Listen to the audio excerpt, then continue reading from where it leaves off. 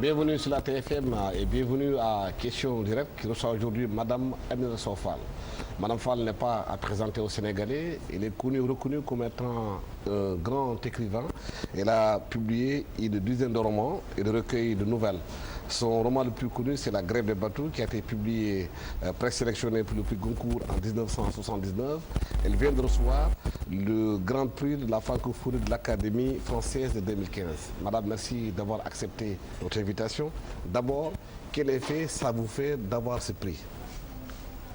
Bien, c'était une grosse surprise. Pourquoi?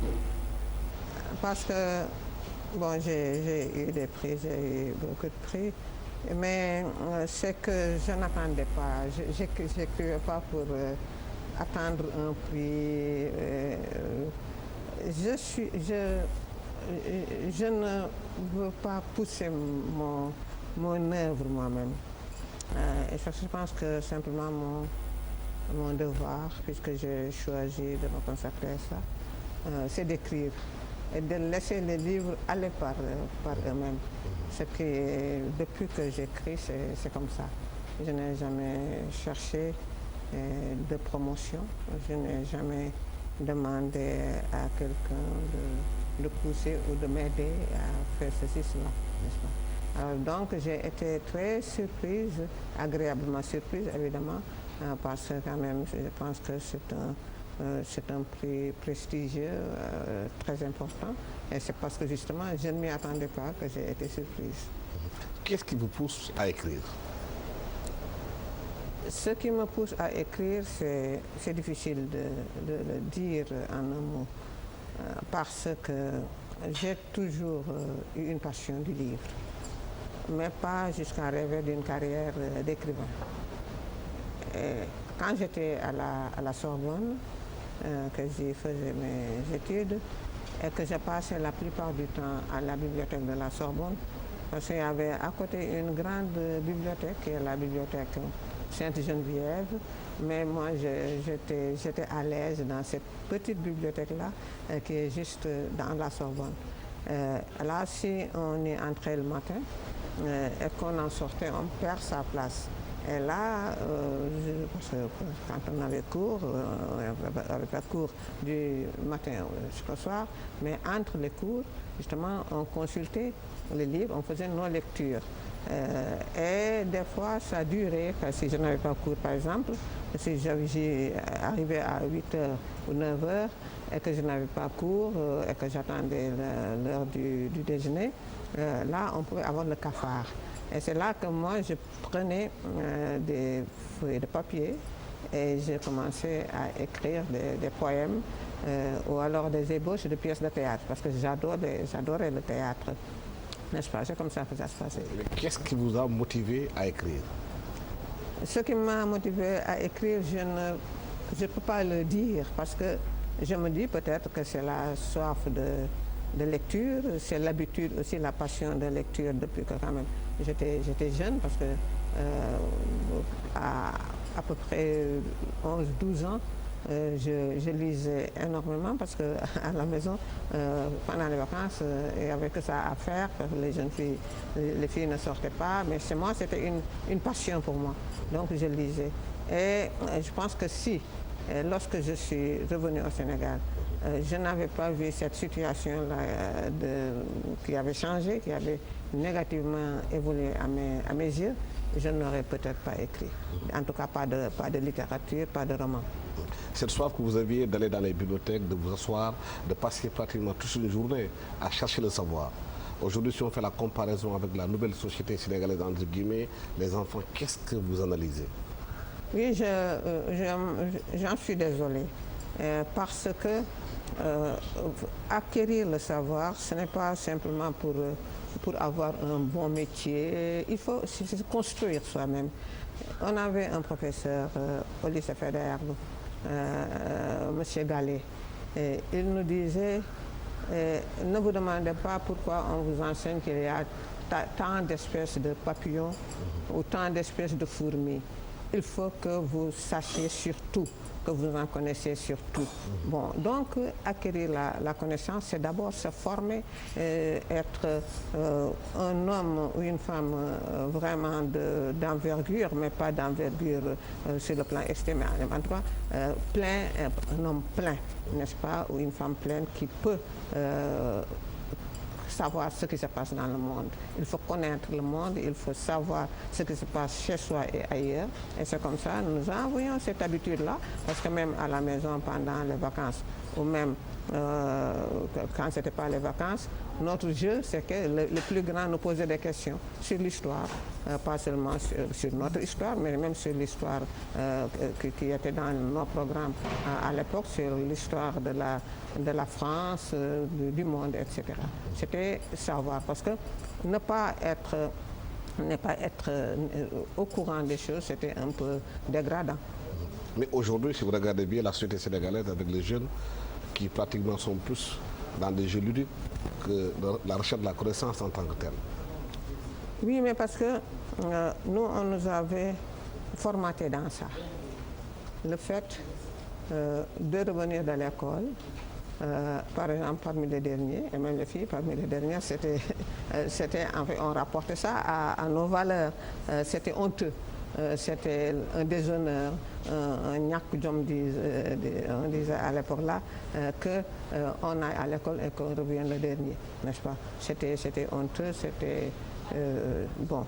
Alors, mais maintenant, je crois que cette mentalité a changé, mais ce qui a changé cette mentalité-là, c'est l'éducation, n'est-ce pas? Parce que nous, on nous éduquait ça, on nous inculquait ça comme un devoir, n'est-ce pas? Et on ne devait pas faillir, n'est-ce pas? Mais maintenant, on dit et on apprend utile seulement. On n'apprend pas ce qui nous forme à l'intérieur, mais on va apprendre pour l'examen. Est-ce qu'on va réussir à l'examen utile? Et je pense que tout vient de là, mais ça vient aussi principalement des parents qui n'ont pas formaté les jeunes dans ce sens-là. C'est la démission des parents et de l'école en même temps? Oui, la démission d'abord des parents. Parce que quand on dit éduquer et enseigner, c'est deux choses. Les parents doivent éduquer les enfants dans ce sens-là, dans le sens de l'effort à fournir pour être des adultes valeureux, n'est-ce pas, même moralement, même intellectuellement. Bon, mais maintenant, on met tout sur le dos de l'école et des enseignants. Mais ça, vous le dénonciez déjà dans votre livre Le Revenant, le goût du lucre des Sénégalais. On a l'impression que les choses sont allées de mal en pis aujourd'hui. Oui, moi j'ai écrit Le Revenant en 1973, n'est-ce pas? Et je l'ai porté aux Nouvelles Éditions africaines pour édition, sur l'insistance vraiment d'un professeur qui l'avait vu par hasard, parce que je faisais taper le texte, et mon cousin qui m'a tapé le texte a travaillé à l'université, au rectorat, parce qu'il lisait bien mon écriture. Et quand il l'a remis à mon mari qui était assistant à la fac de Sciences Éco, mon mari a rencontré le prof et lui a dit: Aminta a écrit un roman. Et moi, je me trouvais à ce moment-là à la maternité de l'hôpital principal à coucher. Et c'est ainsi que le prof a lu, m'a dit vraiment c'est très bien et tout ça. Bon, mais quand je l'ai apporté là-bas, c'est simplement, je l'ai écrit parce que j'étais choquée par l'emprise de l'argent que j'avais remarqué une fois que je suis entrée de France au Sénégal, et je voyais que l'argent était devenu la valeur grand V. Alors qu'avant, ce n'était pas ça, c'était d'abord des valeurs de solidarité, des valeurs de dignité, des valeurs d'honnêteté aussi, même quand aucune société n'est jamais parfaite, il y a toujours des brebis galeuses dans toutes les sociétés. Et je voyais que l'argent déshumanisé et la société. Et c'est pourquoi j'ai écrit ce livre pour montrer, pour essayer d'analyser comment l'argent dévalorise les populations et comment ça déshumanisait la société puisque ceux qui n'avaient rien n'étaient plus respectés. Alors c'était dans ce sens-là, mais pas de même produire une œuvre littéraire. Mais aujourd'hui, on a l'impression que votre livre, Le Revenant, est encore plus qu'actuel. Parce que l'argent est devenu maître roi dans ce pays. On ne croit plus aux valeurs, on ne croit plus au respect des anciens, au respect des valeurs qui fondent la société sénégalaise. C'est celui qui a l'argent qui est considéré par rapport aux autres, même s'il a acquis son argent de façon bizarre ou bien de façon mal acquise. Ah oui, c'est ça le problème. C'est la facilité. Tout ça, c'est à cause de la facilité. Et encore une fois, quand les enfants, on ne les éduque pas dans des valeurs, la première faute pour moi, ce sont les parents. Ce sont les familles qui n'éduquent pas leurs enfants. C'est la faute, la grande faute. Moi, j'ai vu des gens adultes qui se sont plaints auprès de moi. Et me disent, Tata, nous, on en veut à mon père ou à ma mère qui ne nous ont pas éduqués. Et ça nous mène à des difficultés énormes. Alors l'éducation est la base de tout. Quand on n'a pas d'éducation, on n'est plus un être humain à part entière. Il y a beaucoup d'instincts négatifs et qui nous poussent à faire des choses qui ne devraient pas être là, n'est-ce pas? Et c'est ce qui est arrivé. Quand j'ai porté Le Revenant d'ailleurs, à une nouvelle édition, le directeur littéraire m'a dit « Ah oui, mais ça c'est trop local, ça ne va pas intéresser les Occidentaux. » Bon, et moi, comme je crois en des valeurs, je crois aussi en des convictions. Je n'avais pas écrit pour lorgner pour les Occidentaux, parce que je ne sais pas ce qu'ils ont, ce qu'ils sont. Moi, je sais ce que je suis, les valeurs que je veux montrer aux autres. Je ne veux pas montrer même, mais que je veux chanter ces valeurs-là. Et bon, moi, je dis donc, comme c'est comme ça, moi je garde mon livre parce que j'aurais le sentiment que je me viole intellectuellement et intérieurement. Donc c'est ça. Et plus tard, quand le roman a été publié, je n'ai pas insisté. Je n'ai pas insisté au bout de 3 ans. Je suis allée pour demander qu'on me rende mon manuscrit. Et c'est là que j'ai rencontré le directeur.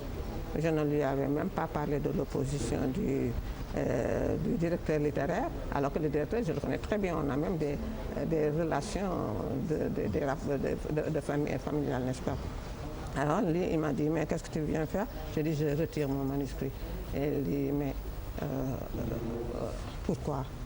J'ai dit, il dit, on va publier pour voir. Et c'est ce livre-là qui a été publié.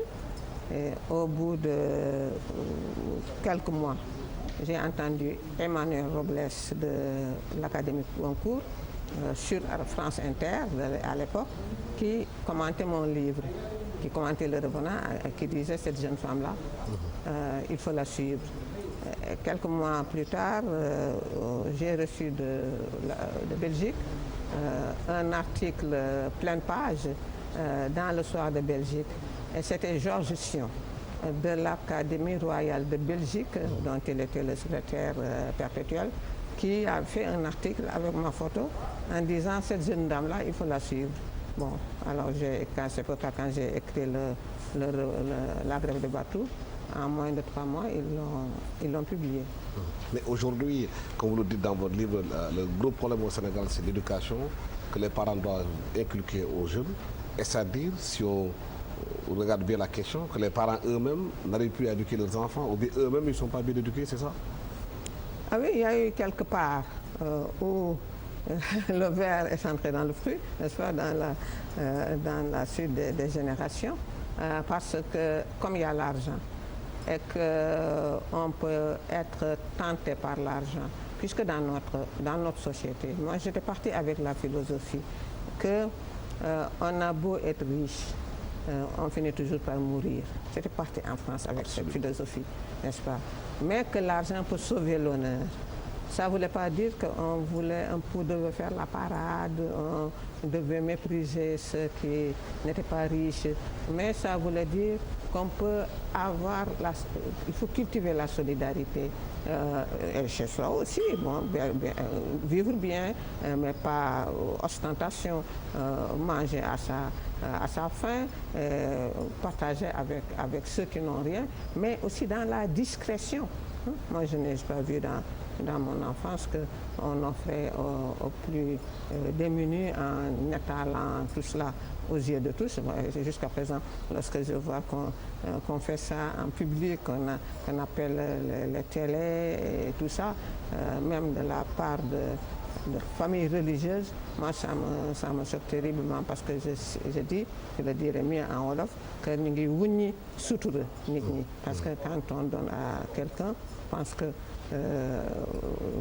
tout le monde, ce qu'on donne de la main droite, la main gauche ne doit pas le savoir. Et c'est comme ça que moi je comprends les choses. Mais quelle est la responsabilité justement de nos gouvernants par rapport à cette spectacularisation du don, le fait qu'on donne aux gens devant les télévisions? Est-ce que les gouvernants n'ont pas une responsabilité aussi dans l'éducation des populations? Oui, mais il y a des actions privées. Le gouvernement certainement a laissé faire, mais il y a des actions privées aussi où l'individu, par le sens de sa propre responsabilité, doit être son propre gendarme. Et là aussi, je pense qu'un gouvernement, il doit veiller au bien-être de l'ensemble de la population, mais s'il se met aussi à dire il ne faut pas faire ces choses-là, je pense qu'il perd aussi beaucoup de temps. Je me rappelle que, je pense que c'était sous le président Senghor, il y avait une loi qui interdisait cela. Il y avait la police qui allait quand il y avait ces cérémonies. Mais c'est le fait d'interdire, de sanctionner est moins important et moins durable que le fait d'entrer ça dans la tête des gens, de les éduquer dans ça, d'avoir des mécanismes qui ne sont pas des mécanismes de répression, mais des mécanismes d'inculcation de ces choses-là. Et ça ne peut venir aussi que des familles et des personnes influentes. Est-ce que le gouvernement aujourd'hui, qui doit peut-être aider à une prise de conscience de ces valeurs-là, si lui-même se met en spectacle, même s'il donne des vivres à des sinistrés, c'est devant les télévisions, c'est devant les radios, c'est dans les journaux, les photos et tout, est-ce que cette façon de faire ne pousse pas les populations? Non, ce n'est pas normal. Ce n'est pas normal pour moi.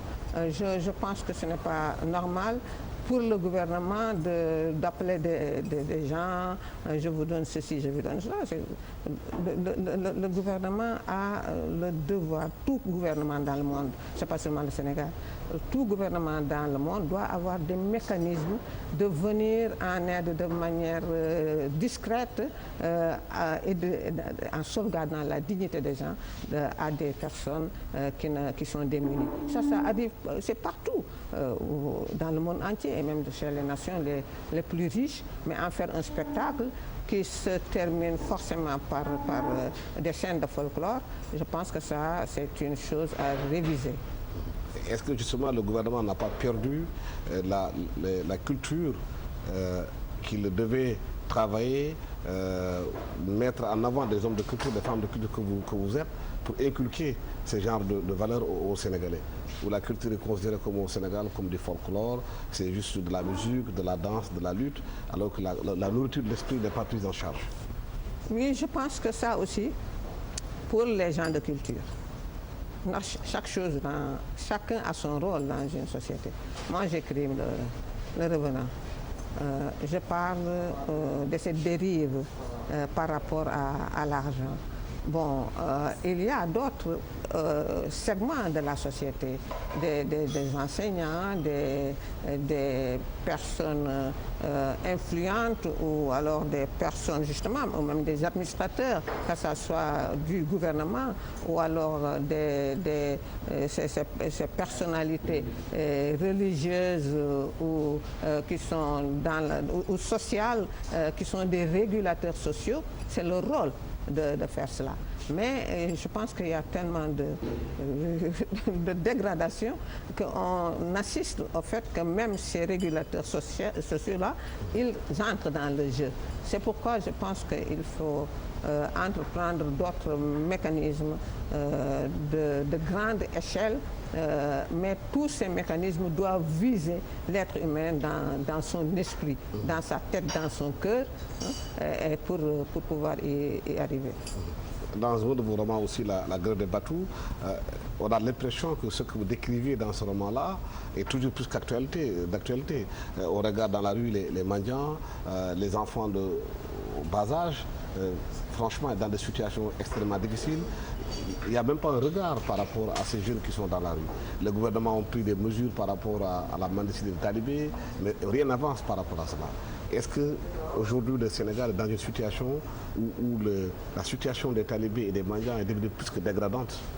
Oui, mais là où le gouvernement a failli, c'est que la mendicité est interdite dans la Constitution de notre Qui n'est jamais appliquée. Voilà. Alors c'est ça le problème. Là, c'est la responsabilité du gouvernement se trouve là.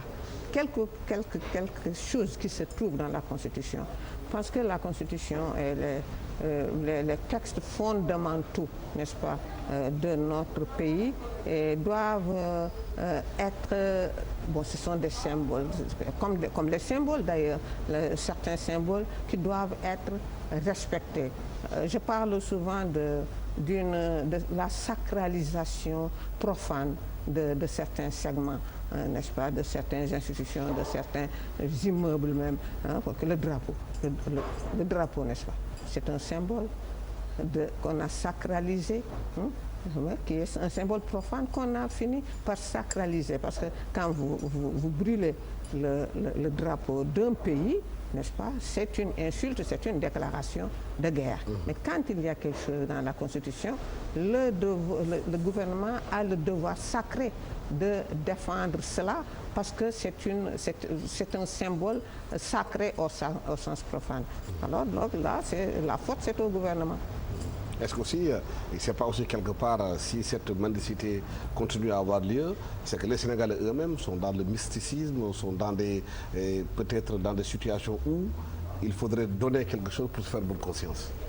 Oui, mais quand on observe, bon, je suis plus âgée que vous, alors quand moi j'observe ce que je voyais lorsque j'étais enfant, ceux qui mendiaient, ils en avaient vraiment besoin, même si ce mysticisme-là les poussait, parce que c'est ce que je dis là, dans la grève de Batous, je dis, les mendiants-là, qu'on est en train de maltraiter parce qu'ils donnent une mauvaise image, selon ce qu'ils disent, de la ville et tout ça, ils nuisent à la modernité de la ville, la modernisation de la ville. Ces mendiants-là, en fait, c'est la société qui les sécrète. Mais c'était pas à ce niveau-là de sophistication. Oui, de sophistication et aussi parce qu'on veut, on va voir les marabouts. Marabouts, je dis entre guillemets, parce que moi j'ai connu pas mal de marabouts. J'ai connu des marabouts d'une intégrité et d'une sagesse extraordinaire, n'est-ce pas, qui ne demanderaient pas à des enfants d'aller mendier, n'est-ce pas. Et donc, je dis, ils sont les victimes de la société. C'est parce que l'argent facile, au lieu de travailler, quand on veut un poste ou quelque chose, on travaille, on étudie fortement, mais on veut tout de suite cela. Et vous allez voir des gens aussi qui ont dévié par rapport au chemin qui est le leur, n'est-ce pas, et qui vous disent il faut faire ceci, vous aurez le poste, etc., etc. Et les gens sont devenus de plus en plus crédules. Et on voit des personnes qui sont trompées. Et moi, je me dis toujours, les gens que les marabouts trompent et qui vont aller au tribunal pour porter plainte. Moi, je trouve qu'on devrait aussi, ces personnes-là, qu'il s'agisse de multiplicateurs de billets ou autres, ces personnes-là, le tribunal devrait les enfermer, et les sanctionner comme exactement le marabout. Quand un marabout te dit apporte-moi ceci et cela, vraiment des fois c'est terrible, et vous me donnez beaucoup d'argent, je vais vous multiplier l'argent. Je pense que si cet argent-là, si le marabout arrive à réussir, ça déstabilise le système monétaire. Et ça, après, on va porter plainte et on va appeler le marabout. Eux, tous les deux, sont coupables.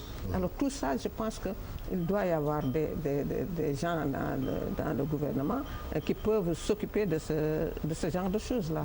Mais que la loi, que force reste toujours à la loi, cette constitution-là qui ne permet pas la mendicité, on doit immédiatement, je pense, penser à rétablir le sens de cette constitution.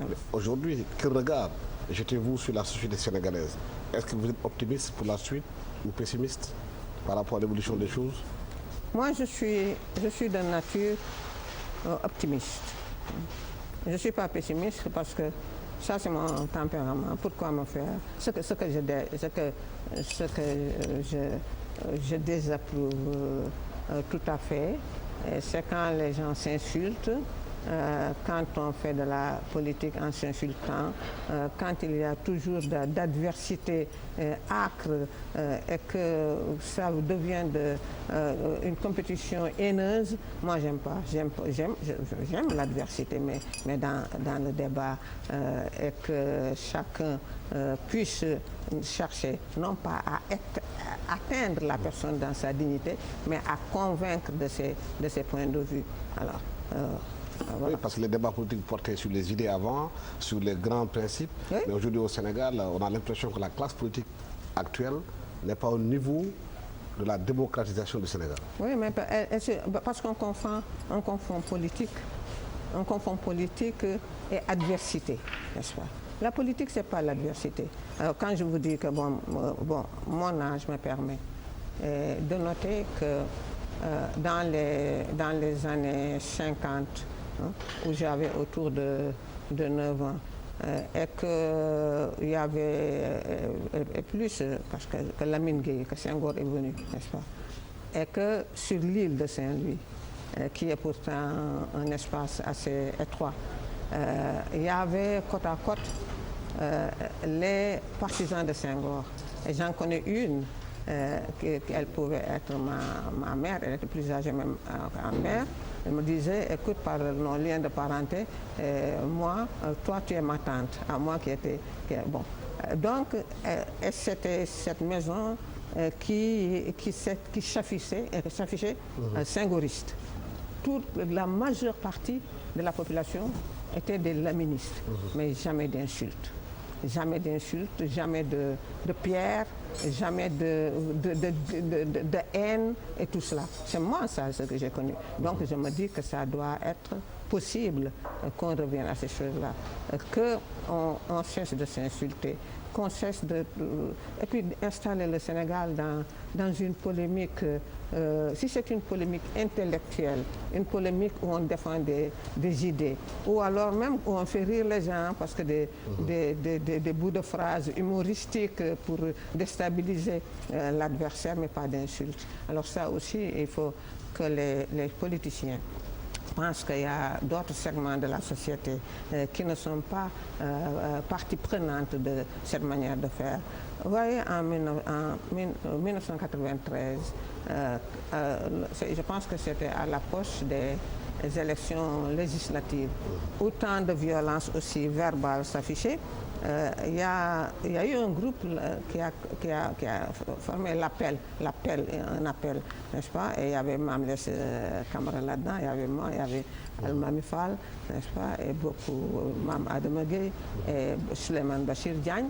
Et quand on a fait l'appel, beaucoup de Sénégalais ont adhéré à cet appel-là parce qu'il y avait cette situation-là. Mais je pense que maintenant aussi il faut songer à ce genre d'action pour ramener les gens à la raison. Parce que le Sénégal est unique et nous partageons le Sénégal.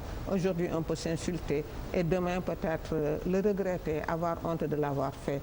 Parce que la paix, je pense il faut coûte que coûte installer un climat de paix dans ce pays-là. Voilà, Aminata Sow Fall, merci d'avoir été avec nous sur ce plateau de la TFM. Vous êtes la récipiendaire du Grand Prix de la francophonie de l'Académie française de 2015. Vous avez écrit ou produit une dizaine de romans et de recueils de nouvelles. Votre roman le plus connu, c'est La Grève des Batous, qui a été présélectionné pour le Goncourt en 1979. Le Revenant aussi, c'est l'un de vos livres fondateurs qui ont permis à tous les jeunes Sénégalais de comprendre de ce que vous dénonciez dans le livre, de lucre qui a pris le pas sur les valeurs au Sénégal. Malheureusement, aujourd'hui encore, on assiste à cette situation ici au Sénégal. Vous appelez un peu à plus de sursaut, plus de responsabilité dans la façon de faire dans ce pays. Merci à toute l'équipe technique qui m'a accompagné pour la réalisation de cette émission. Merci à vous. Au revoir.